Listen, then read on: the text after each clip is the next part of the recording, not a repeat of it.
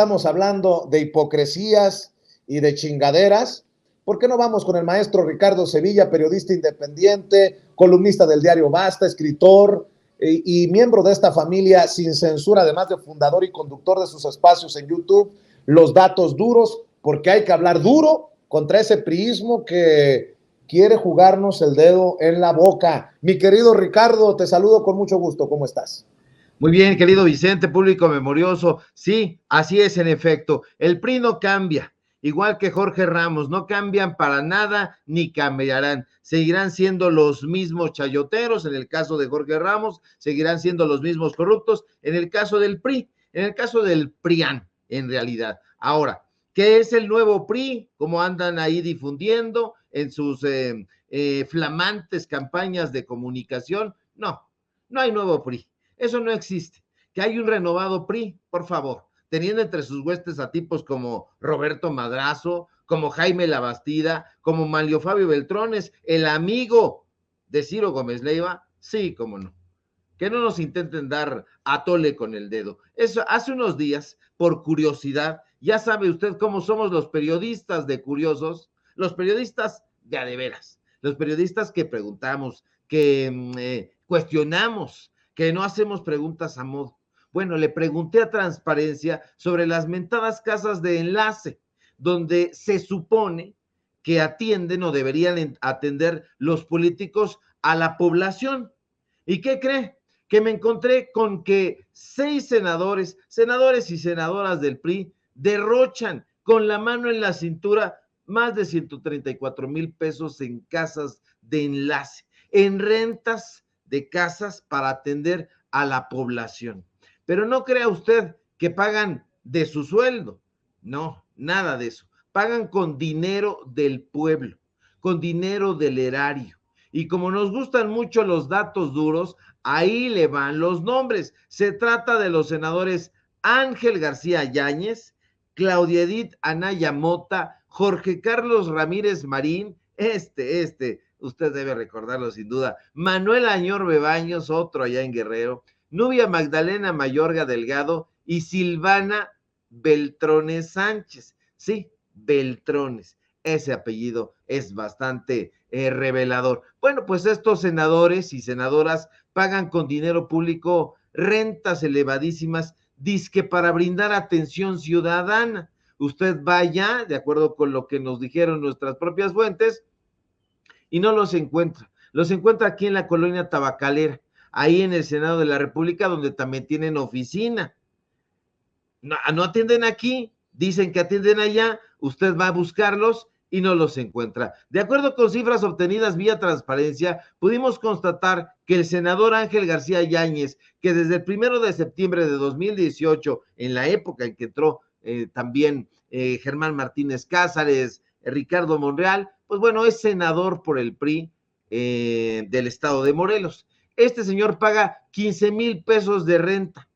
Pero agárrese porque los 15,000 pesos nos dicen no es tanto, 15,000 pesos mensuales, son 15,000 pesos de renta mensuales, pero lo nefasto del caso es que ese local ni siquiera está ocupado, o sea, no hay tal casa de enlace ahí.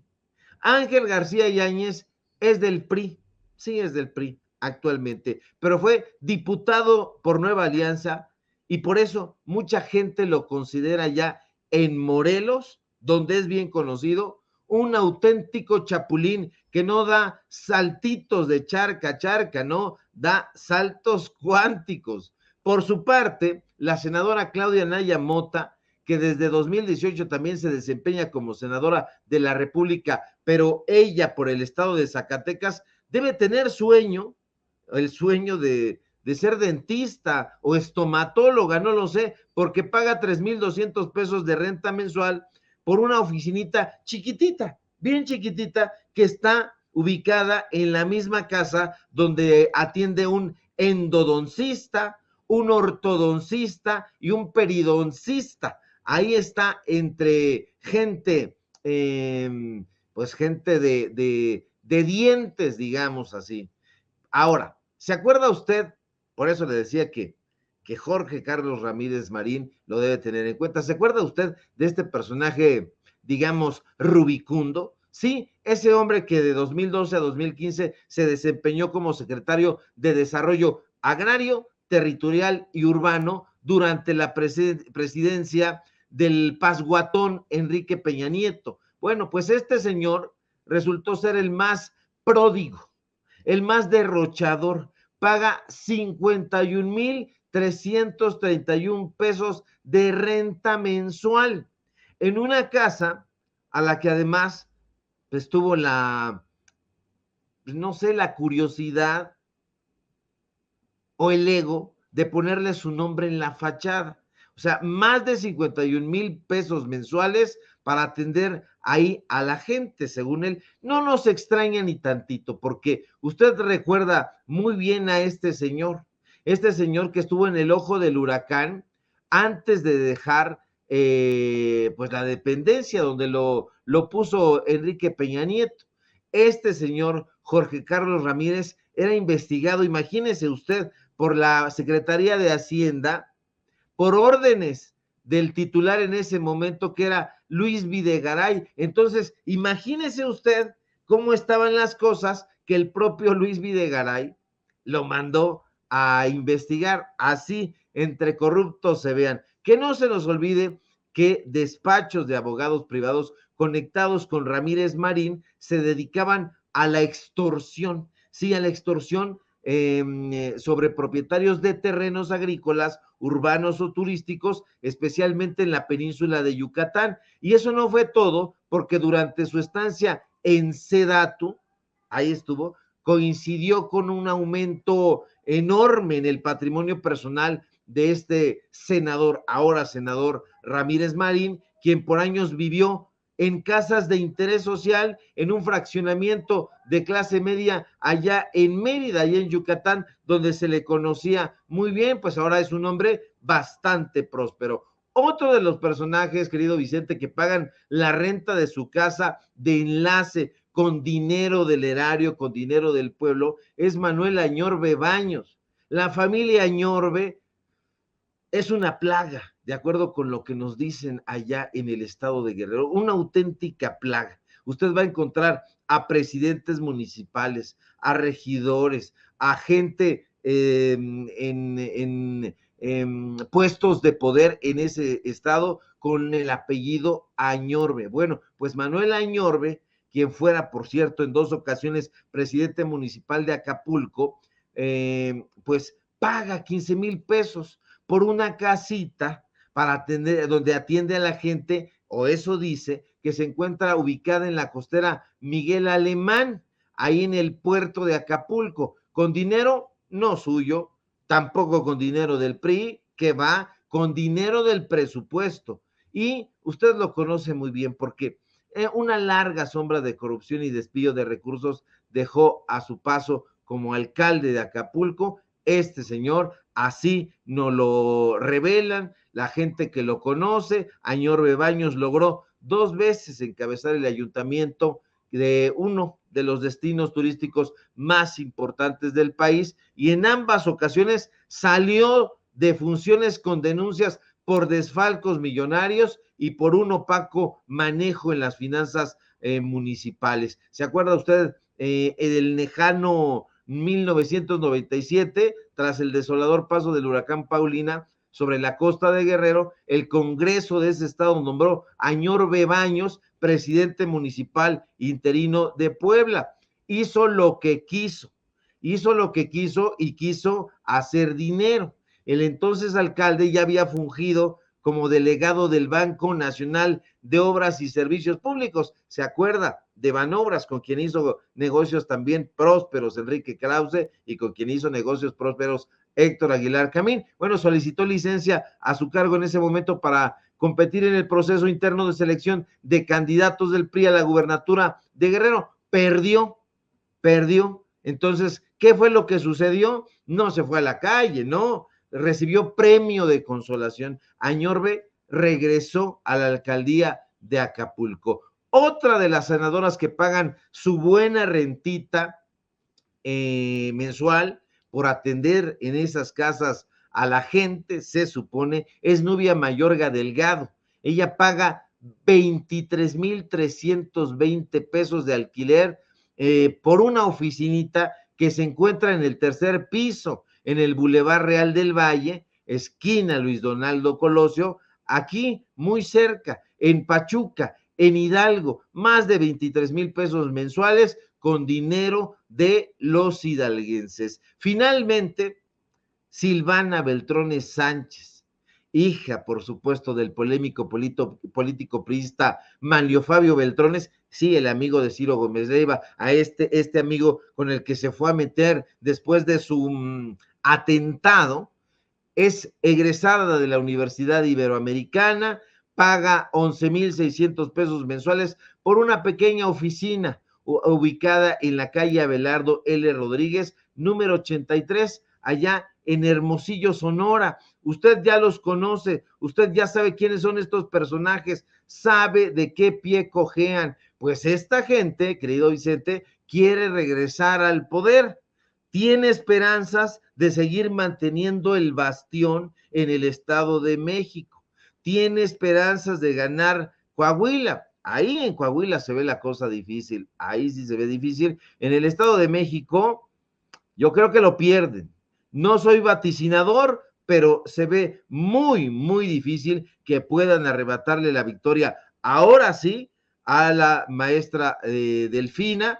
Tendrían que poner en práctica muchas cosas que ellos saben, que ellos saben perfectamente cómo maquinar tranzas, pero en esta ocasión, a diferencia de lo que ocurrió en las elecciones pasadas, que como bien reflexionan, impusieron pues a este actual gobernador, un fantasmón, Alfredo del Mazo, que no se le ve absolutamente por ninguna parte, pero se ve muy difícil. Estos son los personajes que están pagando rentas, que le parecerá a muchas personas muy poquito dinero, pero es un dinero sustancioso. Gente que paga más de 52,000 pesos mensuales por casas donde se supone que deberían atender a la población y pagar pues absolutamente nada, porque hay otras fuerzas políticas que en sus casas de enlace las tienen como préstamo, pues los priistas no, los priistas pagan. Otras fuerzas políticas, insisto, se les tienen prestadas estas casas, pero ellos no, Vicente. A ellos les gusta dilapidar y como no es dinero suyo, pues por eso se dan vuelo. Mi querido Ricardo, ¿por qué no, antes de que te vayas, también hablamos de panistas sinvergüenzas, de panistas cínicos, hipócritas? Y la más clara representación, la máxima representación de lo que estoy diciendo es Felipe Calderón. Fíjate que se está colgando de este secuestro, asesinato de ciudadanos estadounidenses en Tamaulipas para el golpeteo y la politiquería. Hace una hora Felipe Calderón retomó un artículo del Universal que dice: Américo Villarreal financiado por el cártel del noreste, de acuerdo a autoridades de Estados Unidos.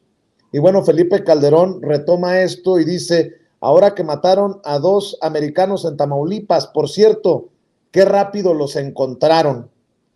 Pues qué rápido es para escribir en Twitter cuando le conviene a Felipe Calderón, porque seguimos esperando que se pronuncie, pero seriamente, para aclarar sus vínculos con Genaro García Luna, el declarado culpable por recibir sobornos del narcotráfico cuando era titular de la AFI en tiempos de Fox y cuando fue su superpolicía, su secretario de Seguridad Pública en el sexenio de 2006 a 2012.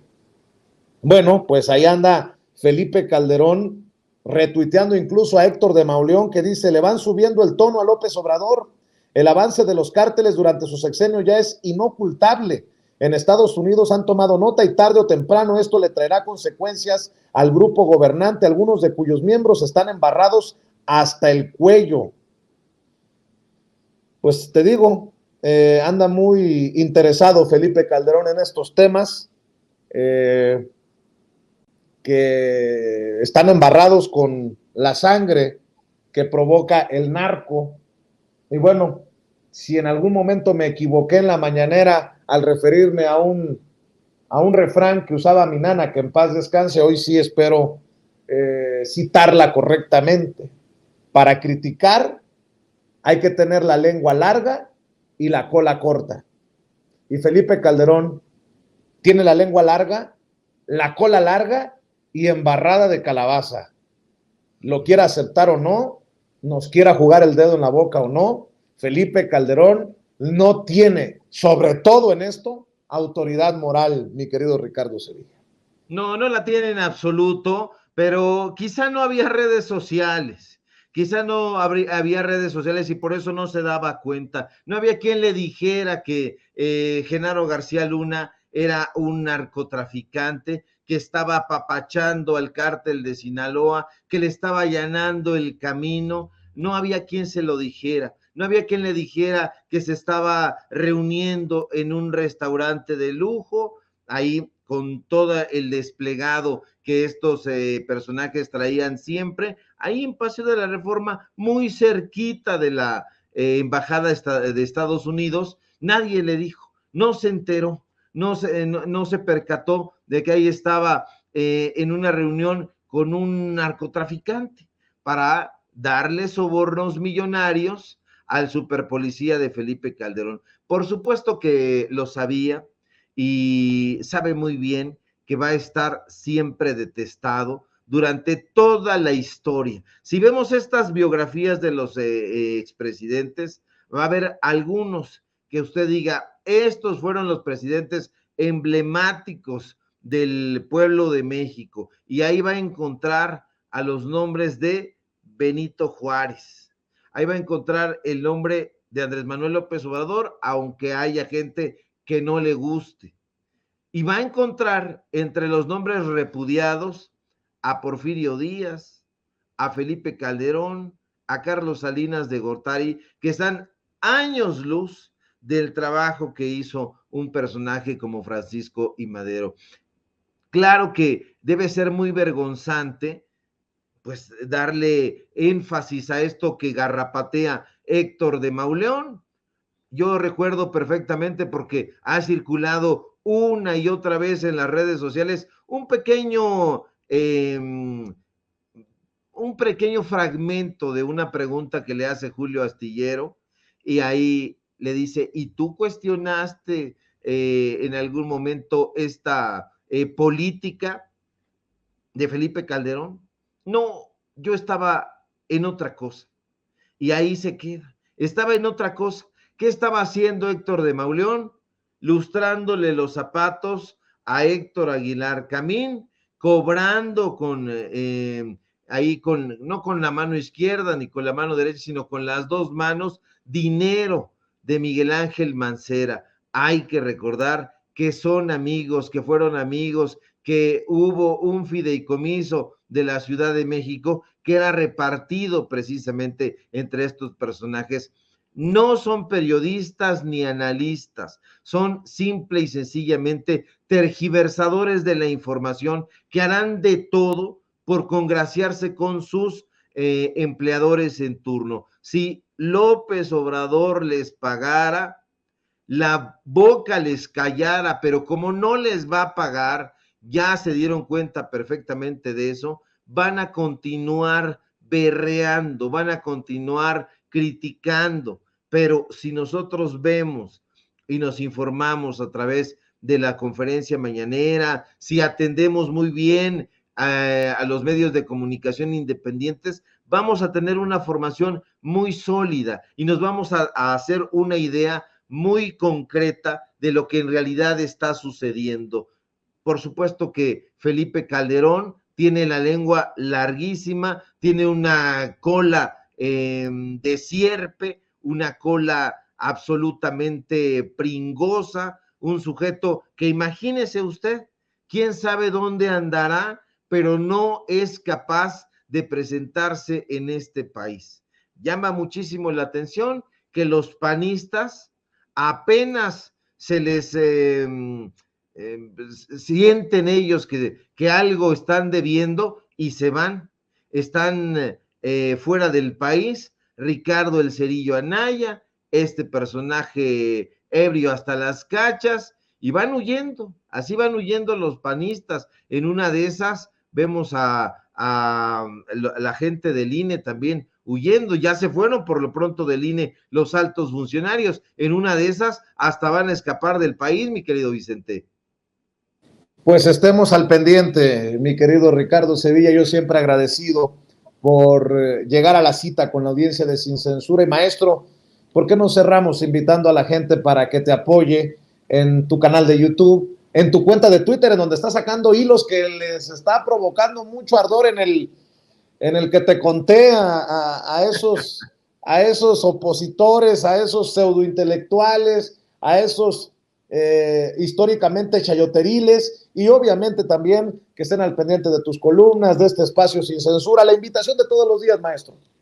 Claro que sí, querido Vicente, público memorioso, estamos publicando justamente esos hilos con datos duros, así que síganos por favor en Twitter, @SevillaCrítico, en Facebook, Ricardo Sevilla, así nada más, síganme por favor en Paralelo 24, donde estamos sacando también notas, artículos y reportajes especiales, síganme en el diario Basta, hoy publiqué columna sobre la invasión del ITAM a la UNAM, porque seguimos con ese tema, no hay que quitar el dedo del renglón. Síganme en los datos duros, hoy tenemos informativo en punto de las 8:30, y por supuesto aquí en la familia Sin Censura, de donde somos orgullosamente miembros y estamos participando aquí con todo lo que da. Síganme, estamos al filo de las 11 de la mañana y aquí continuaremos si todo marcha bien. Te mando un fuerte abrazo, querido Vicente, y permanecemos al pendiente con la información. Claro que sí, mi querido Ricardo, el maestro Ricardo Sevilla, y las cosas que se vienen, que ya les daremos detalles. El maestro Ricardo Sevilla hablando con nosotros sin censura. Te mando un abrazo, Ricardo. Otro. Gracias.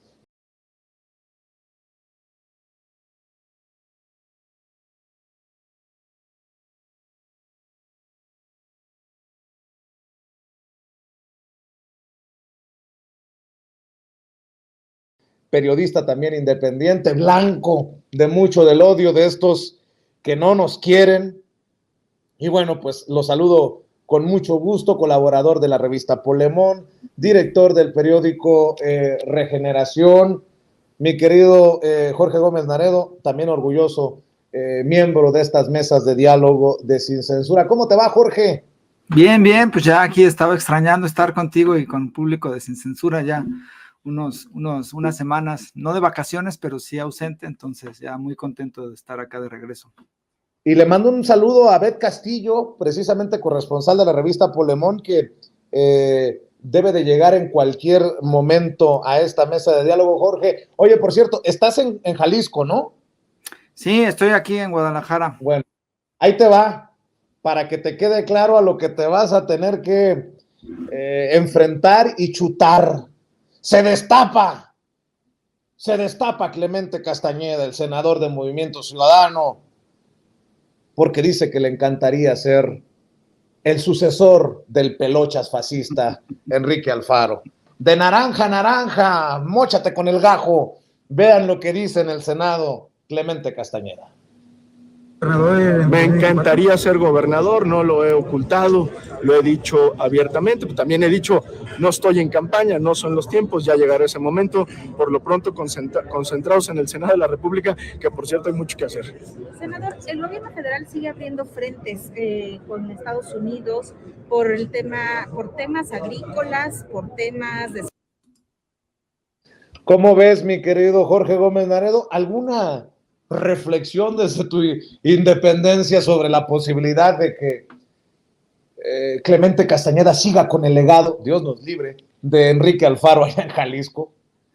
Pues fíjate que dentro de digamos, del grupo que hay aquí en Jalisco de los MC alfaristas, pues él es el más cercano, es un grupo bastante compacto. Yo creo que en realidad es de todas las confianzas de Enrique Alfaro, es amigo desde la preparatoria de Enrique Alfaro, ellos fundaron un pequeño grupo, ¿no? Cuando estaban en la prepa, pero sus posibilidades, digamos, con la gente creo que son pocas, porque dentro del propio Movimiento Ciudadano hay otra corriente, que no es una corriente tan alfarista, que está encabezada por el actual alcalde de la ciudad de Guadalajara, que es Pablo Lemus, que es un empresario muy déspota, en fin. Entonces, están estas dos, digamos, estos son como los dos candidatos.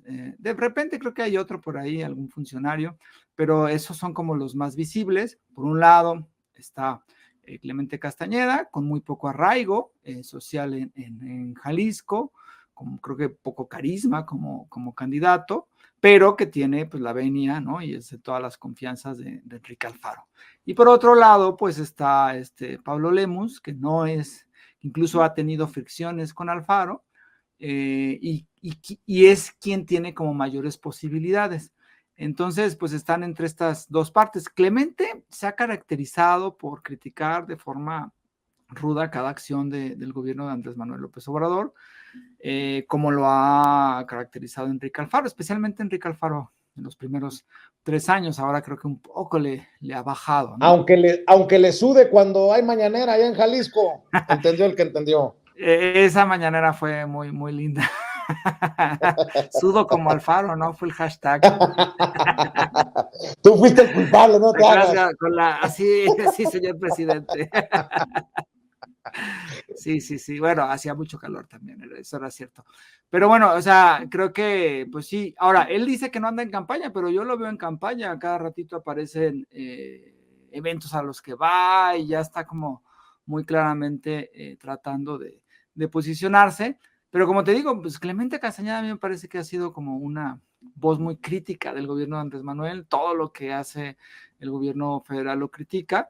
Y hay que recordar que ellos fueron, ahorita estaba leyendo, recordando unas cosas, ellos fueron, por ejemplo, en la pandemia los que demandaron a Hugo López-Gatell, los que hacían postales y en sus redes sociales ponían cuántos muertos se iban incrementando todos los días por el COVID-19. Creo que MC ha actuado de una forma muy lamentable, y pues ahora con esto de que no van a presentar candidaturas ni en Coahuila ni en el Estado de México, pues ahí hay muchas interpretaciones. Pues una de ellas es que quieren favorecer a la candidata, por ejemplo, del PRIAN-RD en el Estado de México, Alejandra del Moral, para que sea una contienda entre dos. Bueno, ya la había aplicado Juan Cepeda también en el 2017 para afectar a Delfina Gómez. Algunos entendemos que esto podría buscar favorecer a Alejandra del Moral, llamada en algún momento por Laura Rojas, la panista, como corrupta y como saqueadora, y ahora pues es la candidata de ese panismo hipócrita. ¿Tú crees también que lo hagan para favorecer a la candidata del PRI-PAN-RD? Porque en Movimiento Ciudadano dicen que se está haciendo a un lado el candidato Juan Cepeda de Movimiento Ciudadano porque ya hay un pacto PRI-Morena. Y bueno, pues traen un verdadero relajo, ¿no, Jorge? Sí, digo, la versión oficial de Movimiento Ciudadano es que, como bien lo dices, hay un pacto entre Morena y el PRI, Primor, y entonces ellos supuestamente ya dicen que Morena se va a quedar con el Estado de México y que el PRI se va a quedar con Coahuila y que es un pacto y que las elecciones ya no funcionan y punto, ¿no? Pero en realidad creo que es muchísimo más complejo. Yo creo que hay como varios factores. MC ha elaborado un discurso como la fuerza emergente, la fuerza que incluso ya compite con la segunda fuerza política, que es el PRI o que podría ser el PAN, ¿no? O conjunto, ¿no? Se presentan como la tercera opción, se presentan como los que pueden, digamos, ser la balanza, el juez de la balanza, como los que podrían, si van con este lado, inclinar la balanza para acá, o si van por este lado, inclinarla para la otra. Y eso les ha dado hasta cierto punto resultados. Es decir, ellos se presumen como que tienen un 8, 9, incluso hasta 10, 12% en la intención del voto a nivel nacional. Y eso lo presumen y por supuesto que eso lo venden. Es decir, si yo te apoyo, tú puedes ganar, o si yo no te apoyo, tú puedes perder. Ahora, yo creo que Damián Cepeda, que fue candidato del PRD y que ahora está en MC, no tenía posibilidades de ganar, eso era claro, pero creo que incluso no tenía posibilidades en una elección entre pues dos mujeres, competida, digamos, en el sentido de que se van los dos polos, pues yo creo que iba a ser un gran fracaso, un fracaso incluso de menos del 3% en el total de los votos. Lo mismo iba a suceder, creo, en Coahuila. Entonces, ese discurso de Movimiento Ciudadano, de ser el juez de la balanza, de ser la fuerza emergente que está teniendo una revolución y que está cambiando la historia, ¿no?, de este país de dos polos y que ellos son la tercera opción, pues con los resultados creo que se iban a venir abajo. Es decir, si Cepeda sacaba menos del 3 o menos del 2%, pues se iba a ver que MC no pintaba en el Estado de México, que es un gran bastión de votos, y que esa especie de fuerza a nivel nacional, pues más que real, era discursiva. Entonces, creo que esa reflexión, eso tuvo impacto en que no presentaran a los dos. Ahora, como resultado, me parece que beneficia, y no sé si hubo un acuerdo para que no se presentara, además de esto, que eso pudo haber sido también para que no se presentara un candidato, y entonces esos votos, que creo que ya la gente de oposición vota por MC, se fueran con la oposición, ¿no?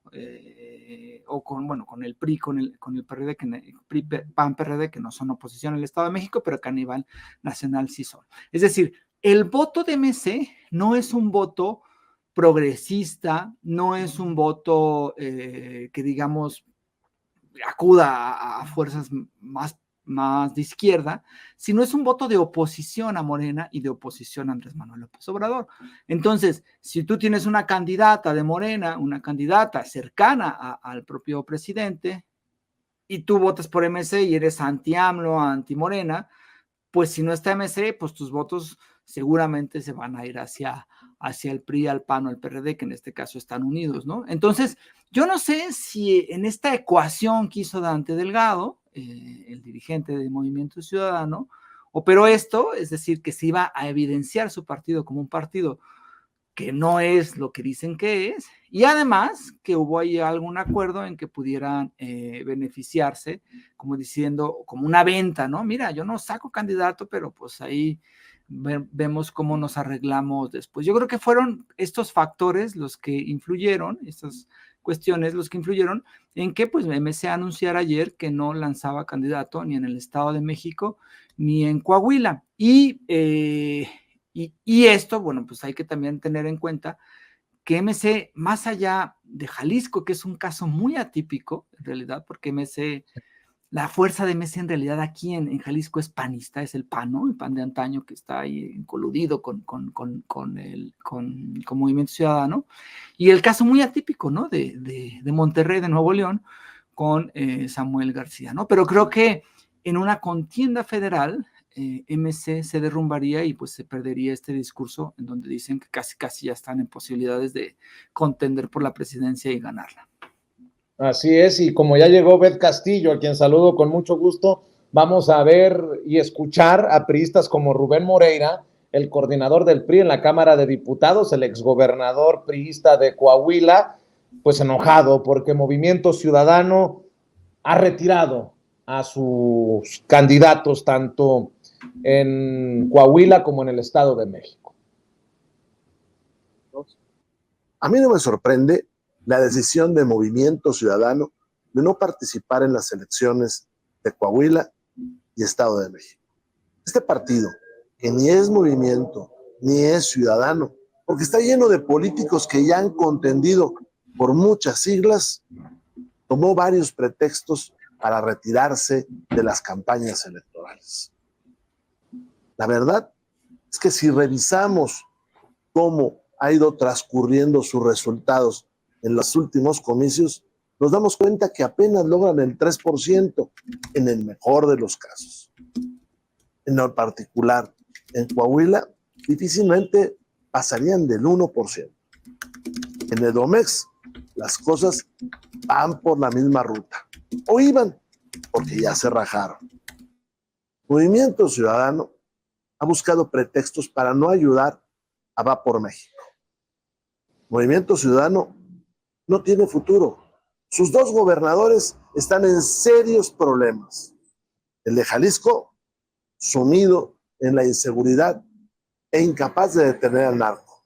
El de Nuevo León, con graves problemas para ofrecer servicios públicos al área metropolitana de Monterrey y muy complicado en seguridad en el resto del estado. Movimiento Ciudadano no va a participar en los comicios porque no tiene capacidad ahora para hacer campaña efectiva y para sumar votos. Esa es la verdad. Ya los veremos perdiendo el registro en el 2024 y perdiendo la gobernatura de Jalisco. De eso estoy muy seguro. Ándale, se están peleando entre, y eso que Claudio X González giró la instrucción, que hay que arropar a Movimiento Ciudadano para que se sume al PRIANREDE, para convertir el Va por México en el MAC-PRIANREDE. Alito Moreno dice: a la militancia de Movimiento Ciudadano les decimos que en la coalición Va por México tienen las puertas abiertas. Sabemos que ustedes quieren lo mejor para México y que sabrán ponerse del lado correcto de la historia en Coahuila y en el Estado de México. Sí, chucha, y tus calzones, decía mi nana, que en paz descanse. Mi querida Beth Castillo, dame tu opinión acerca de este broncón que se cargan en la oposición. Te saludo con mucho gusto. Hola, mi querido Vicente, muy buenas tardes a ti y a todo tu maravillosa audiencia que siempre te está por acá acompañando. La verdad es que pues ya hemos estado viendo todos que Movimiento Ciudadano no ha representado pues una fuerza real ni en Coahuila ni en el Estado de México. Y bueno, ahora lo que yo me pregunto y que ya bastantes personas han estado por ahí resaltando en redes sociales y en medios de comunicación es: ¿por qué no regresa los 100 millones de pesos que se le otorgaron como prerrogativas a Movimiento Ciudadano para estas elecciones, cuando en realidad pues no van a contender, no van a dar a esta batalla porque pues tienen una representación mínima? La verdad es que yo, viviendo en el Estado de México, no he visto ni una sola barda, lonas o lo que quieras, publicidad del candidato de Movimiento Ciudadano. La verdad es que no hay nada. Yo creo que ni siquiera pues utilizaron gran parte de estos recursos en la publicidad que pues otros candidatos sí hemos visto, ¿no? Ya sea Delfina Gómez como Alejandra del Moral. Y bueno, esto es totalmente real. Movimiento Ciudadano no representa una fuerza como tal, pero sí hemos visto que es este otro, pues este movimiento naranja, el Movimiento Ciudadano, supuestamente, que es más bien un partido que se ha parecido en muchas cosas al PAN, que dicen ser progresistas, pero que a la hora de votar, por ejemplo, por el aborto, pues votan en contra, que han resultado, pues, con posturas muy conservadoras y además pues hipócritas, ¿no? Porque dicen ser ciudadanos, dicen estar con la gente, ahora ya se están robando algunas de las frases de Andrés Manuel. Por ahí he visto pintado acá en la Ciudad de México el movimiento de la alegría, cuando pues realmente lo que hemos visto es hipocresía pura. Hemos visto candidatos como Dante Delgado que se duermen en las sesiones del Senado. Vemos a un Alfaro que no puede controlar la inseguridad en Jalisco. Vemos a Samuel García en Nuevo León, que también pues se ha pasado pensando en otros proyectos en lugar de darle prioridad a cuestiones tan importantes como la del agua, ¿no? Yo creo que sí sería importante que transparenten con la gente en qué utilizaron todos estos recursos y ahora ya no van a participar. Y también pues ya que se le quita el registro a los partidos que no tienen una representación, viéndolo más a futuro, ¿no, mi querido Vicente? Pues sí, y bueno, déjenme pedirle su opinión también de esto, de lo que nos enteramos en la mañanera, en pleno ejercicio de transparencia, que ocurre cuando el presidente recibe o tiene esta conversación con el gobernador de Tamaulipas, Américo Villarreal. ¿Tienes el momento, David? Échamelo, por favor. Mientras yo les voy informando. A ver, aquí. espérate, vamos de una vez. A ver, aquí está el altavoz, ¿lo quiere? Es una llamada del gobernador. Sí. Américo, mira, Presidente, a sus órdenes. te están escuchando, aquí en la conferencia. Sí, señor. ¿Puedes informarnos? Pues, señor, siguiendo sus instrucciones del trabajo en conjunto, no hemos dejado desde el día viernes. de estar atentos de este problema, y hoy aproximadamente hace una hora nos notificaron que había indicios de haber visto a los 4 ciudadanos norteamericanos, y hace 35 minutos ya fue plenamente confirmado por la Fiscalía. De los 4 hay 2 de ellos fallecidos, una persona herida y la otra con vida, y ahorita van las ambulancias y el resto del personal de seguridad a dar el apoyo correspondiente pues para el traslado y el apoyo médico que se pueda requerir. Muy bien, Américo, muchas gracias, ya se informó, y más tarde la secretaria Rosa Isela Rodríguez va a detallar más, a ampliar la información. Así es, pues lo que tengamos inmediatamente se lo reportamos. Bueno, un abrazo, muchas gracias. Gracias, a sus órdenes. Adiós, adiós. Hasta bueno, yo hablo de transparencia, en la oposición ni eso van a reconocer, pero en el momento en que se informa el presidente, se le informa al pueblo de México, por dolorosa que sea la información. Y bueno, pues ya te has dado cuenta del golpeteo desde redes sociales, desde los círculos políticos y desde Estados Unidos. Jorge Gómez Danedo, dame tu opinión. Sí, es muy interesante lo que sucedió ahí en materia de rendición de cuentas y de comunicación. Tú sabes que la oposición pues denigra, ¿no?, en todo momento las conferencias de prensa mañaneras, el ejercicio, dicen que es un show, dicen que no se informan, que no proporcionan datos, incluso ahí de repente hay un libro, ¿no?, de las mentiras de las mañaneras, pero yo pienso que esto es algo, ya estamos acostumbrados, llegamos 4 años, pero es algo importantísimo porque la máxima figura política del país, pues de una forma inmediata está rindiendo cuentas ante un hecho muy mediático, ¿no? Lamentable el asesinato, pero lo está rindiendo y además está en comunicación con el gobernador y los dos en ese momento están informando, ¿no? Esto era raro que sucediera, por ejemplo, en los sexenios de Vicente Fox, de Felipe Calderón o de Enrique Peña Nieto, ¿no? Que las máximas autoridades rindieran cuentas, informaran de forma clara y no solamente en casos excepcionales, como fue de Ayotzinapa, de los estudiantes de Ayotzinapa, donde incluso a la media hora de que era la conferencia, el entonces procurador dijo el famoso "ya me cansé". Entonces esto es verdaderamente importante, es decir, es un ejercicio de transparencia, es un ejercicio de rendición de cuentas y de información. Ahora, el hecho que es este caso, ¿no?, lamentable de los 4 estadounidenses que fueron secuestrados, que los, según informó Américo Villarreal, el gobernador de Tamaulipas, fueron asesinados, uno está herido y el otro parece que no tiene nada, pues también se convierte en un hecho lamentable, pues, pero que es tomado mediáticamente para golpear al gobierno federal. Eso no lo podemos negar, que se va a tomar como ello, pero además tiene una implicación clarísima en cuanto a las relaciones con Estados Unidos, y especialmente de grupos conservadores en Estados Unidos, y de otros tampoco tan conservadores, que establecen que los cárteles de la droga, las organizaciones delictivas mexicanas que se encargan del trasiego, no sean consideradas como organizaciones criminales, sino como organizaciones terroristas, con lo cual, pues, habría un proceso, ¿no?,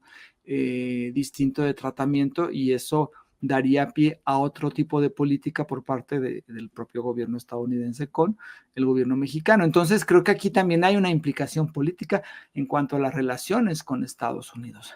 Y hay que tomar en cuenta que, pues, el Estados Unidos sigue siendo una potencia, un imperio, y que si bien es cierto, la política mexicana internacional en este sexenio ha sido bastante exitosa y ha habido momentos, ¿no?, de lucha por la soberanía, pues también es cierto que esto puede ser utilizado por grupos conservadores en Estados Unidos que piden, ¿no?, esta cuestión declarar estas organizaciones como terroristas y además de abrir el abanico para la intervención en Estados Unidos. Yo creo que la postura y lo que dijo Andrés Manuel López Obrador posteriormente a darse a conocer estos hechos, pues fue importante, ¿no? Es decir, pues si son lamentables, vamos a investigar, vamos a hacer todo lo posible porque este crimen no quede impune. Incluso hay una persona que ya ha sido encarcelada, que está relacionado con ello, ha sido detenida, perdón.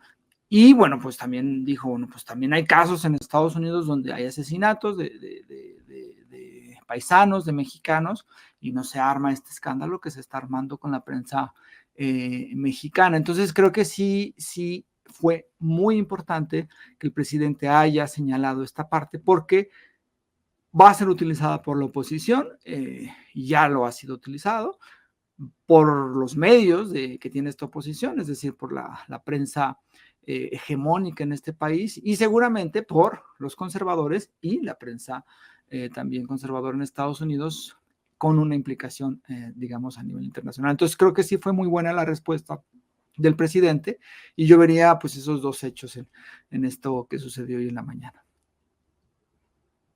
Bueno, para seguir abonando y escuchar también tus opiniones, Beth, Emilio Álvarez y Casa, el senador del Grupo Plural que llegó al Senado por el PAN, disque defensor de derechos humanos, dice, la primera parte del tuit, obviamente hay que respaldarla, ¿no? Es inaceptable que Estados Unidos pretenda que tropas suyas ingresen a nuestro territorio. El gobierno de México es el que debe garantizar seguridad a nacionales y extranjeros.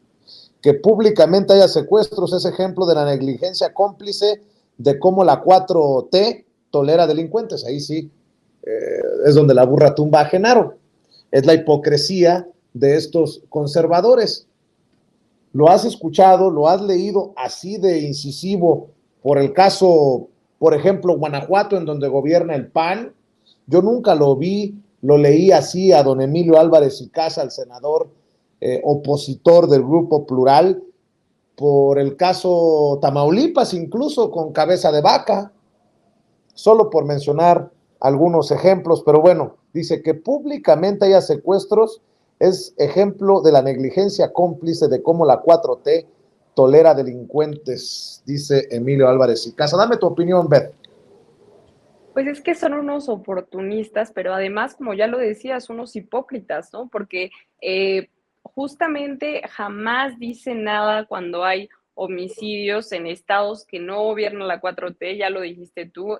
En Guanajuato, muchas veces hemos visto en las conferencias del presidente que es el estado que tiene más homicidios todos los días. La inseguridad, pues, está al por mayor, y estos supuestos defensores de derechos humanos como Álvarez y Casa, que siempre se ostenta como esto, pero sabemos que es más panista que nada, pues no alzan la voz. Y lo mismo pasa con los medios tradicionales mexicanos, como ya lo comentaba Jorge y como lo dijo el presidente hoy en su conferencia matutina.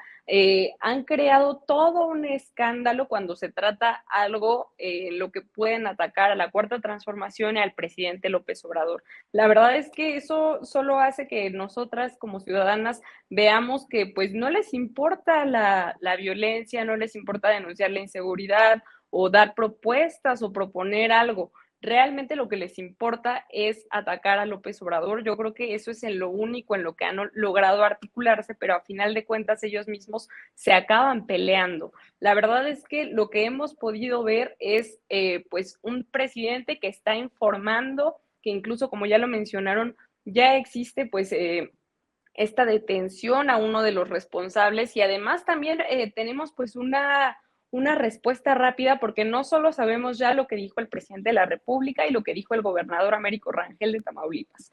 También vimos que ahorita, precisamente a la 1:30, va a estar Rosa Isela, la secretaria de Seguridad, dando esta conferencia de prensa en la que se va a dar más información respecto a estos hechos. Vemos toda una movilización por parte del gobierno en la que se están atendiendo no solo este caso, sino muchos otros, ¿no? Y a mí me parece muy valioso rescatar lo que decía el presidente de, pues, hablándole un poco a nuestros paisanos que están allá en Estados Unidos a la hora de votar, que pues se fijen por quiénes están votando, ¿no? Porque también desde Estados Unidos hemos visto cómo estos personajes, incluso Bob Menéndez y otros, han estado impulsando todos pues estas narrativas antimexicanas al 100%, en la que no dejan de atacar a la 4T y al presidente López Obrador por todas estas políticas que se han estado haciendo en nuestro país y por cómo hoy en día existe una verdadera defensa, ¿no? Como casi diario prácticamente el presidente López Obrador repite que México es un país libre y soberano,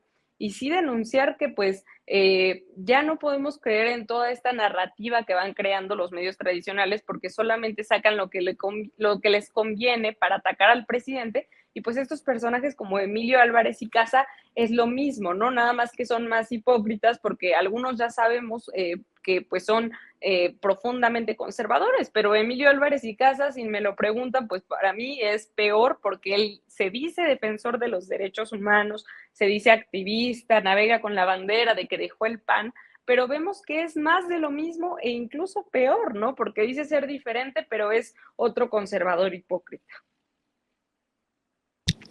Así es, y para cerrar, si me permiten, su opinión acerca de estos últimos días, previo a que se vayan Ciro Murayama y Lorenzo Córdoba del INE, porque cómo han hecho ruido, y así saldrán hasta el último día, echando chispas por perder sus privilegios y contra el plan B de reforma electoral del presidente Andrés Manuel López Obrador.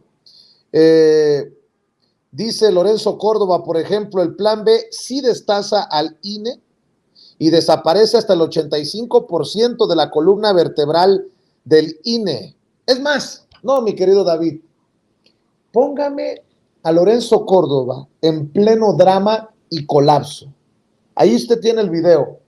Vean y escuchen Jorge Beth, y vamos a cerrar con sus comentarios y opiniones acerca de el ruido con el que se están despidiendo Lorenzo Córdoba y Ciro Murayama.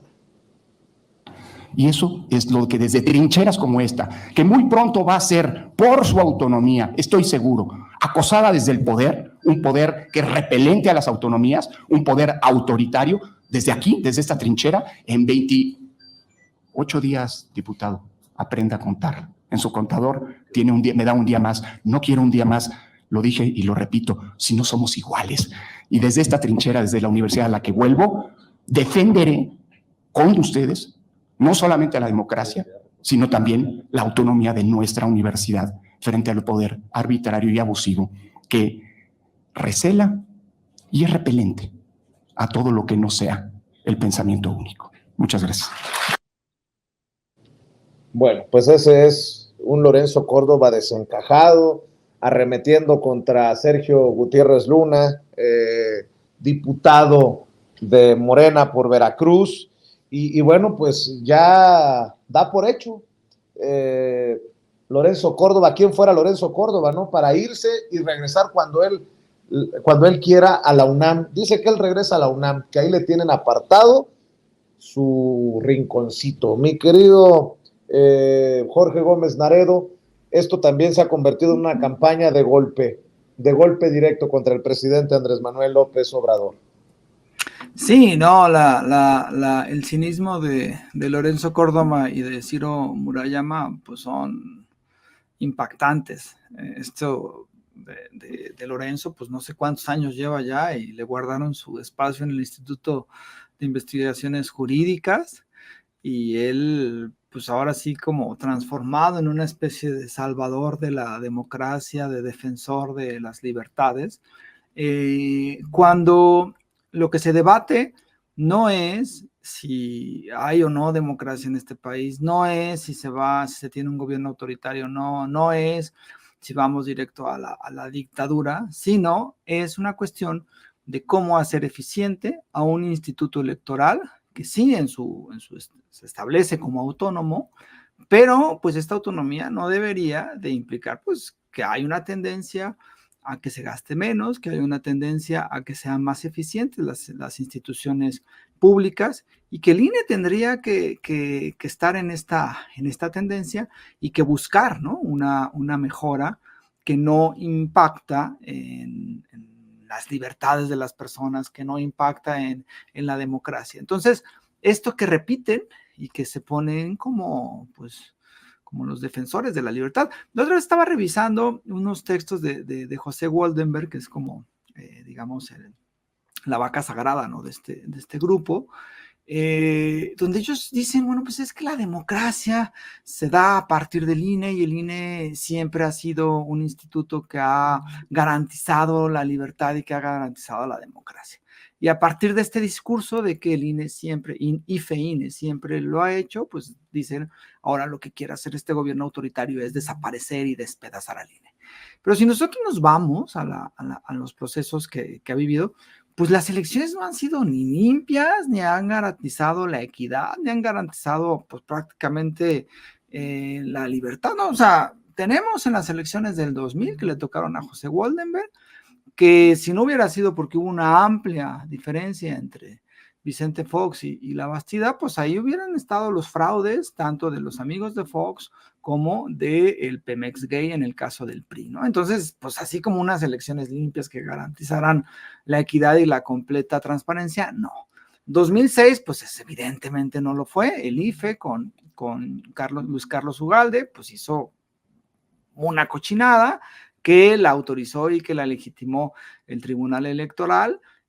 Pues tampoco ahí tuvimos elecciones y tampoco ahí tuvimos democracia. Tan es así que hubo un gran proceso postelectoral que ni el INE, ni el IFE en ese entonces, ni el tribunal le hicieron caso, ¿no? En las elecciones del 2012, pues con la cargada de Televisa, con todo el fraude que hubo vía Monex, vía Soriana y todo, pues también lo legalizaron con Valdez Zurita, que estaba al frente del IFE. Y pues en el 2018, si no hubiera sido por el pueblo, por la gente y por la abrumadora ventaja de Andrés Manuel, también hubieran intentado hacer fraudes. Entonces, la cuestión está que se visten de que son los grandes defensores y que gracias a ellos hay elecciones libres, equitativas, justas, impecables, pues es un discurso que es un discurso falso. Y la figura, y o sea, lo triste de todo esto es que, si bien es cierto, el IFE y el INE habían estado en manos de gente de los partidos políticos clarísimos y de esta mafia, ¿no? De una mafia, desde Waldenberg, desde Luis Carlos Ugalde, Valdez Zurita y ahora Lorenzo Córdoba, nunca habían convertido a esta institución como una especie de partido político, ¿no? Yo creo que había como ciertos matices, pero ahora lo que hicieron Córdoba y Murayama es que convirtieron al INE como si fuera un partido político de oposición más, ¿no? Y la forma en cómo ahora está actuando, los discursos que tiene Lorenzo Córdoba, llamar vulgar a todos los que lo critican, decir que todos se van a que todo el gobierno federal es autoritario, que es un poder dictatorial, pues eso hizo que esta institución que se supone ciudadana cobrara el matiz de ser una institución opositora a un gobierno, cuando el elemento central, que era la reforma y el plan B, era lograr una mayor eficacia en el Instituto Nacional Electoral, ¿no? Entonces, eso fue lo que creó Lorenzo Córdoba, y eso es lo que deja como herencia, después de ya más de, no sé si son más de 10 años, ¿sí? Porque además le toca la transición, de estar en el instituto, tanto federal como nacional electoral, y pues además de manejarlo como si fuera suyo y como si fuera él la representación de la democracia, lo cual está muy alejado de la realidad. Y pues es una pena que ellos estén ahora buscando hacer inoperantes estos cambios vía sus quejas en la Suprema Corte de Justicia de la Nación para que declare anticonstitucional el plan B, cuando se trata de una cuestión de eficacia, cuando se trata de una cuestión de austeridad, y cuando se trata de pues no tener a funcionarios ganando millonadas y a una burocracia también dorada en el IFE, que pues no es eficiente y que debería de buscarse una mayor eficacia, una democracia, un sistema electoral muchísimo más austero, menos costoso, sin que eso implique que se elimine la democracia, ¿no? Entonces, creo que la gestión de Lorenzo Córdoba ha sido terrible y este señor me parece que le ha hecho mucho daño a la democracia en este país. ¿Con qué cierras tú, Beth? con tu comentario, con tu opinión, vamos a cerrar esta mesa de diálogo.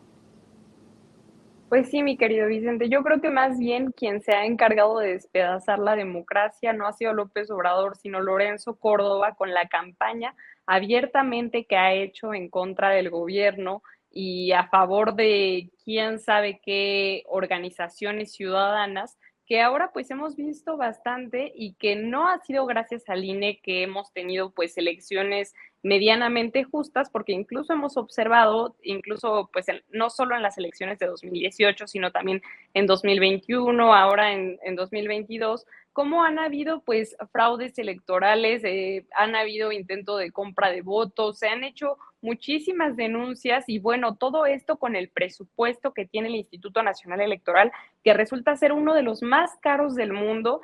Hay unas elecciones que nos cuestan muchísimo al pueblo de México y que, como ya bien lo señaló Jorge, pues el plan B, esta llamada reforma electoral del pueblo, lo que ha buscado es que se eficienten los recursos, que haya más austeridad como la que se demostró que se implementó en el gobierno federal, también ya lo vimos en el Poder Legislativo, que se redujeron los presupuestos y que a pesar de eso, pues ha habido un funcionamiento correcto, ¿no? Lo único que hemos visto que se ha impulsado con Lorenzo Córdoba, con Ciro Murayama desde el INE, es toda esta campaña de desinformación, de manipulación, en la que ahora pues incluso sacan comerciales diciendo que la INE, esta credencial para votar, es un documento súper importante, que es en lo que más confían los mexicanos, haciendo pues una referencia a cómo supuestamente López Obrador va a quitar estas credenciales con su plan B porque ya no va a haber dinero, y también totalmente pues han hecho estos análisis en los que vemos cómo con estos sueldos millonarios que tienen las y los consejeros del INE, con estos aparatos, estas estructuras que representan con sus asesores, con sus auxiliares técnicos, pues se podría tener una mejor eficiencia, las elecciones podrían costarle menos a la gente, porque es el pueblo de México quienes pagan los impuestos, que es pues lo que se ve reflejado en sus sueldos millonarios, en los seguros médicos que tienen, que incluso pues vimos a Lorenzo Córdoba todavía contratar este seguro médico que era como de 3 millones de pesos, cuando pues ya se va a retirar del INE y todavía le va a quedar unos años, y ahora con estos finiquitos que se calculan con un salario integrado que no es nada más pues estos 20 días, como decía el secretario de Gobernación, por cada año, sino que también pues ahí van un porcentaje de todos los bonos, de todas estas gratificaciones y prestaciones que recibían en el Instituto Nacional Electoral. Yo creo que eso es lo único que defiende sus privilegios y por eso han tratado de engañar y de manipular a la gente, pero también veo que pues hay una revolución de las conciencias y que hay un pueblo más despierto que nunca, que ya no les cree y que pues piden también transparencia, a pesar de que Lorenzo Córdoba pues se ha negado en múltiples ocasiones a revelar cuánto es el finiquito con el que se va a retirar. Yo creo que somos muchas las personas que ya estamos contando los días para que se vayan estos consejeros y también para exigir que pues haya un sistema más democrático, unas instituciones electorales más transparentes y que no le cuesten tanto a los mexicanos, porque por ahí también en las marchas muchas personas dicen que no, que está bien que ganen todos estos sueldos para que no se corrompan. Yo creo que las personas que son corruptas nunca les va a ser suficiente un determinado sueldo y eso es lo que tenemos que empezar a estigmatizar para que ya no siga sucediendo y para que pues siga toda esta revolución de las conciencias que ha implicado una participación avasalladora como la que hubo en el 2018, que no permitió que aún con todas las imposiciones del Instituto Nacional Electoral, aún con todos los fraudes que intentaron con la compra de votos que siempre hemos visto en los últimos años, pues aún así se pudo lograr este triunfo democrático del pueblo en el que gana el presidente Andrés Manuel López Obrador.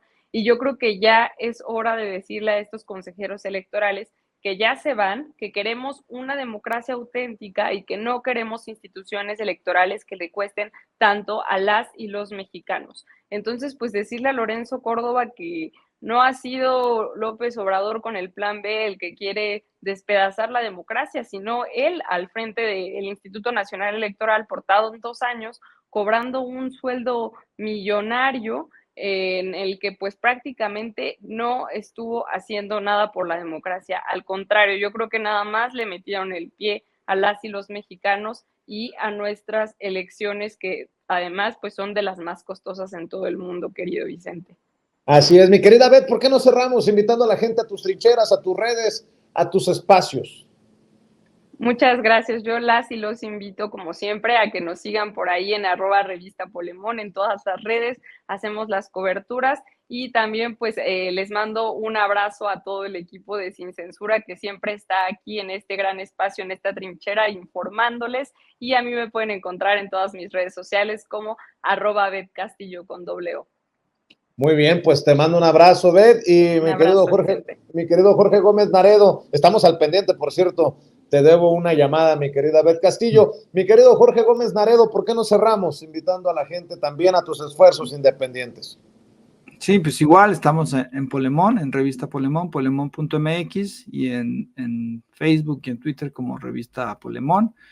Y a mí me encuentran en Twitter como JG Naredo, y en redes, en Facebook como Jorge Gómez Naredo, y pues ya pronto estará circulando el periódico Regeneración, y hay una sorpresa, hay una historieta muy linda que también va a estar por ahí, espero que llegando a muchas partes del país. Claro que sí, mi querido Jorge, mi querida Beth, les agradezco mucho que hayan pasado a esta cita con la audiencia de Sin Censura. Por lo pronto, les mando un abrazo. Gracias, Beth. Gracias, Jorge. Estamos al pendiente. Buenas tardes. Y bueno, mi querido Toño, solamente tenemos tiempo para despedirnos, invitar a la gente para mañana, para que esté al pendiente de lo que ustedes hacen desde muy temprano. Tú, don David, obviamente para invitar a la gente que se quede en los canales de Sin Censura TV, Sin Censura Media y Sin Censura Presenta, porque estaremos subiendo más contenido y nos vemos en la noche en Sin Censura Nocturno, ¿no, Toño? Así es, Vicente, es muy importante que la gente se dé cuenta que tenemos aproximadamente 71 videos en nuestras redes sociales, solamente de hoy en estos momentos. Por favor, amigos, amigas, regresamos en breve, pero mientras seguimos hablando sin pelos en la lengua, sin censura, usted puede suscribirse a nuestros 3 principales canales en YouTube. Sin Censura Media, en donde tenemos más de 1,600,000 suscriptores, Sin Censura TV, en donde tenemos más de 1 millón de suscriptores, y en Sin Censura Presenta, en donde queremos llegar muy pronto a los 100,000 suscriptores. Si usted ya está inscrito en Sin Censura Media, suscríbase en Sin Censura TV. Si ya está suscrito en Sin Censura TV y Sin Censura Media, suscríbase a Sin Censura Presenta. Recuerde que es gratis, no tiene que sacar un solo centavo de su bolsillo para apoyarnos. Dele clic en la campanita para que los señores y señoras de YouTube envíen las notificaciones cuando estemos transmitiendo en vivo y en directo o estemos subiendo videos. También nos puede seguir en Twitter en @Vicente Serrano y hasta en Instagram. Ojo, también estamos en Instagram. Son nuestras redes sociales y con el apoyo de ustedes seguimos creciendo, porque con ustedes todo, sin ustedes nada.